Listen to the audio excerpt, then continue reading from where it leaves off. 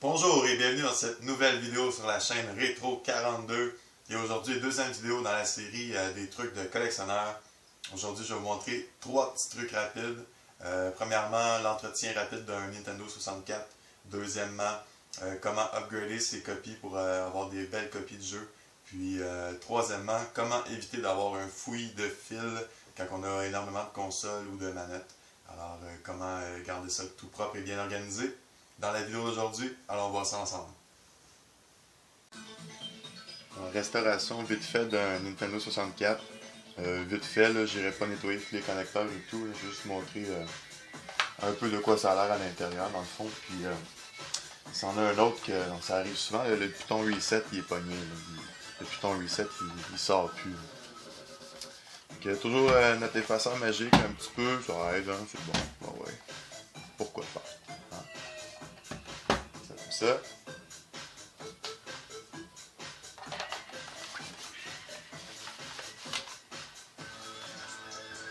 Le pire ennemi des consoles, c'est toujours la poussière. Il faut toujours garder ça en tête.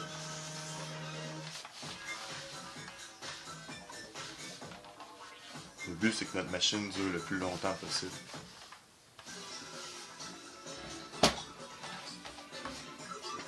Ok, alors pour l'ouvrir, on va avoir besoin d'un autre security bit comme ça. La dernière fois, c'était le 3.8 mm pour les jeux Nintendo. Celui-là, c'est le 4.5 mm. Puis c'est lui qui va vous servir aussi à ouvrir les jeux de Super Nintendo et les jeux de Sega Genesis. Alors, même chose à peu près $1 sur eBay. C'est vraiment pas dispendieux. On a 6 vis enlevées en dessous.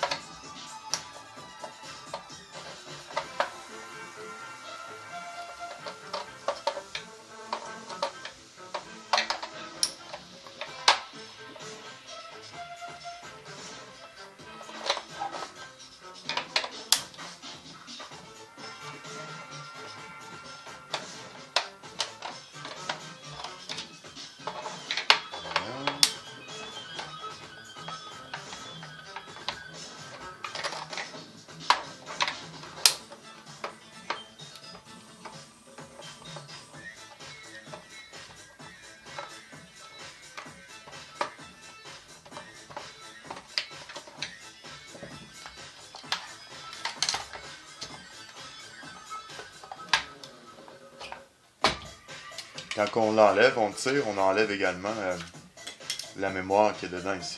Je vais faire attention pour garder le petit collant, là, mais c'est vraiment pas nécessaire. Ici, on a l'intérieur de la console. Rien de vraiment spécial. On remarque qu'il y a beaucoup de métal. Là. Si on va aller nettoyer le board directement, il faudra enlever toutes les vis. Là, il y en a énormément. Moi, je vais me contenter seulement de passer un petit coup de linge sec là, comme ça, là. Puis un petit peu d'air.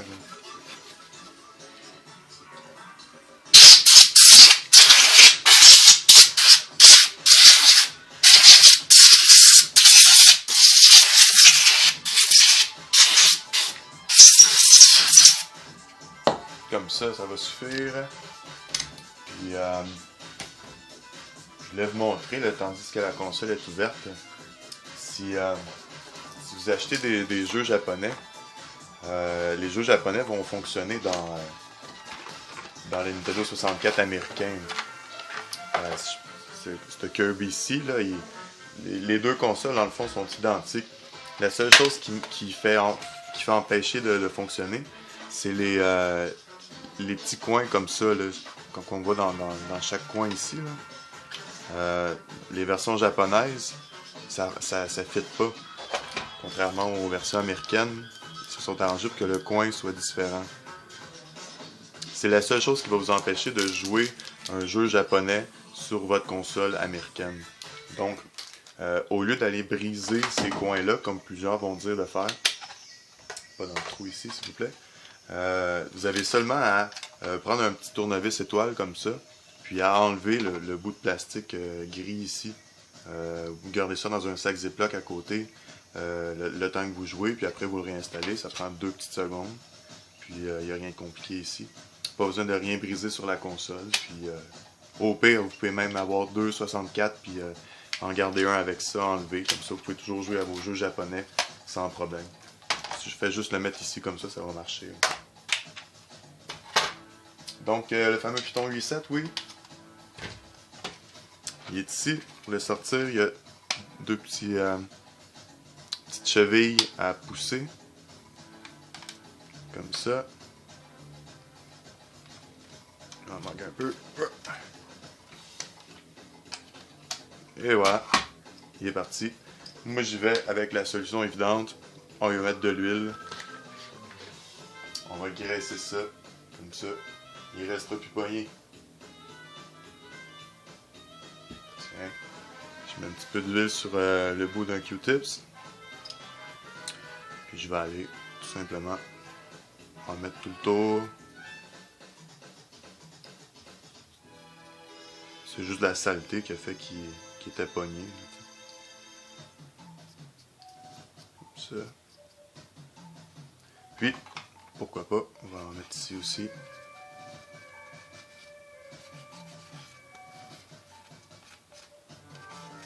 Voilà. On va mettre ça en place. On rentre bien droit.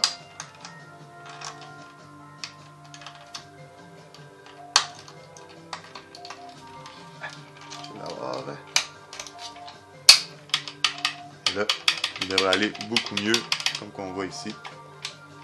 Lui, il allait déjà bien. Alors, pour refermer ça, tout simplement, on ramène ça ici. Ça dessus, on s'assure que ça soit off, puis ça soit off, pour que ça rentre dans le bon trou.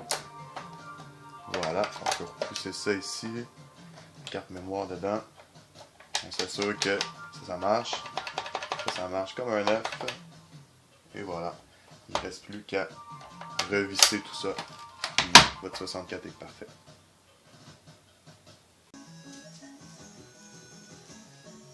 Alors pour la deuxième partie de cette vidéo, je vais vous montrer des petits trucs pour toujours avoir des belles copies de ces jeux. Surtout quand on ramasse beaucoup de jeux. Des fois, il y a des petits trucs faciles pour s'arranger pour avoir toujours la plus belle copie. Par exemple, si vous trouvez deux fois le même jeu, puis un de ces deux jeux-là est pas mal plus magané, mais en arrière ici, mon beau jeu est pas mal plus magané dans le dos, puis lui, il a un beau derrière, sans arrière-pensée. Donc, tout ce qu'on a à faire, c'est les ouvrir. Je vais vite faire corriger une erreur que j'ai faite dans la première partie là, avec le Nintendo 64. La 4.5 mm va permettre d'ouvrir la console Super Nintendo, le Nintendo 64, puis les jeux de Sega Genesis. Ça va marcher. Mais j'ai dit que ça ouvrait les jeux de Super Nintendo, mais c'est pas vrai. Ça prend le même security bit que le premier Nintendo, c'est-à-dire le 3.8 mm. Donc on ouvre les jeux, tout simplement, plouc plouc, un petit switch. Switch les boards. Même si j'ai pas vraiment nettoyé tous mes boards de Super Nintendo, là, surtout pas les jeux comme ça, comme un. Là. Et voilà, comme ça, on a une belle copie. Assurez-vous juste, des fois on a deux fois le même jeu, comme ça, mais ils n'ont pas le même dos. Moi j'essaie de garder ça d'origine le plus possible, là, pas trop faire de modifications sur le jeu en tant que tel. Là. Si le jeu il était comme ça, il est comme ça, on va pas commencer à switcher ce qui est pas pareil. Vite fait sur PlayStation 3, les vieux jeux, comme que je disais, là, qui ont le top rouge comme ça, ils ont le signe Blu-ray ici, puis PlayStation 3 ici. Est-ce qu'on voit bien? Oui, quand même. Tandis que les jeux récents ont seulement le symbole Blu-ray à droite ici. Puis c'est pas écrit PlayStation 3 dessus. Est-ce qu'on le voit? Ouais, on le voit. Donc ça, c'est important de ne pas les mêler. Même chose PlayStation 2. Certains jeux vont avoir un emplacement pour une carte mémoire. D'autres jeux l'ont pas. Mais c'est quand même un case officiel de PlayStation. Donc on essaie de respecter ça. Les jeux les plus faciles à faire ça, c'est évidemment PlayStation 1 et tous les jeux qui utilisent simplement des CD ordinaires. On peut prendre n'importe quel jeu de PC de merde, puis ben, c'est pas un jeu de merde là, Need for Speed, mais on peut facilement remplacer nos cases qui sont brisées. Juste s'assurer que on veut voir la bordure ici du jeu de PlayStation. Ici la bordure est noire, donc juste à enlever cette partie-là au complet, puis switcher ça comme ça. Ici j'ai mon Final Fantasy VII qui est pas mal abîmé. Il y a une grosse craque ici, une grosse craque en arrière. Est-ce qu'on la voit ici? Ouais. Fait que je suis chanceux, j'ai trouvé un jeu de PC qui a également 3 CD comme PlayStation, comme le Final Fantasy a 3 CD. Donc ce que je vais faire, c'est que je vais juste essayer de switcher les deux pour avoir ce beau case là. Il y avait un collant ici là, mais même truc que la dernière fois, là, avec, en mouillant l'étiquette, puis avec une gomme à effacer, là, ça va partir assez vite. Là. Donc, ouais, je vais essayer ça. On va enlever ça ici. Voilà. Ça. Puis, je vais tout de suite les faire au fur et à mesure pour pas que je me perde, puis que je place ça n'importe comment. Donc, c'est ici. Ça ici.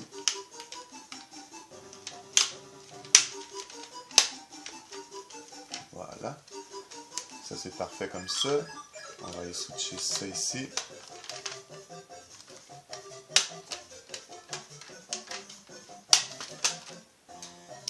Voilà. Même chose ici. On va aller switcher les CD tout de suite. Ploup. Ploup. Puis ça, on va prendre la partie au complet. Switcher le petit papier.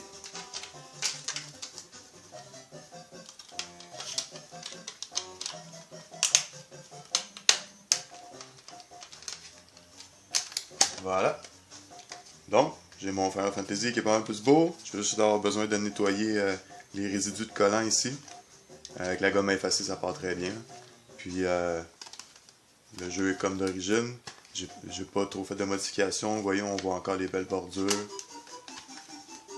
Donc, pour des petits changements comme ça, là, je pense que personne s'en rend compte. Puis, ça fait juste améliorer la condition de son jeu. Donc voilà, petit truc facile pour avoir des belles copies de nos jeux. Dernier petit truc rapide, si vous voulez pas vous ramasser avec une boîte de fils comme ça, tout mêlé, puis essayer de trouver vos fils pour brancher vos consoles dans un fouillis comme ça, ben, petit truc simple, facile à faire, des sacs Ziploc, vous identifiez, vous n'avez pas besoin de chercher, il est où mon fil de Power Dreamcast, ok, la vidéo il est pas loin, yes, on va jouer au Dreamcast, mon Power de 32X, vous voyez comment ça saute l'espace, je peux foutre le bordel, puis c'est facile quand même de trouver mon fil vidéo de Super Nintendo, mon Power de Super Famicom, donc petit truc simple, puis ça marche aussi pour vos manettes. Moi je mets ça dans des petits bacs comme ça, puis pas besoin de enrouler le fil trop serré autour de la manette ou quoi que ce soit. Vous voyez, on met ça dans un sac Ziploc, ça reste propre, c'est facile de fouiller. On n'endommage pas nos fils en tirant dessus pour rien. Donc, carte mémoire, des accessoires, etc. Petit truc facile. Au lieu de toujours chercher pour vos trucs, là, mettez ça propre. En plus, ça protège de la poussière, puis c'est pas un plus facile à trouver. Et voilà, c'est tout pour cette deuxième vidéo de la série des trucs de collectionneurs. J'espère que ça vous a été utile. Prochaine vidéo, 92e meilleur jeu NES. Comme promis, on continue avec le top 100. Puis on se revoit dans une prochaine vidéo pour d'autres trucs de collectionneurs. À la prochaine. Ciao!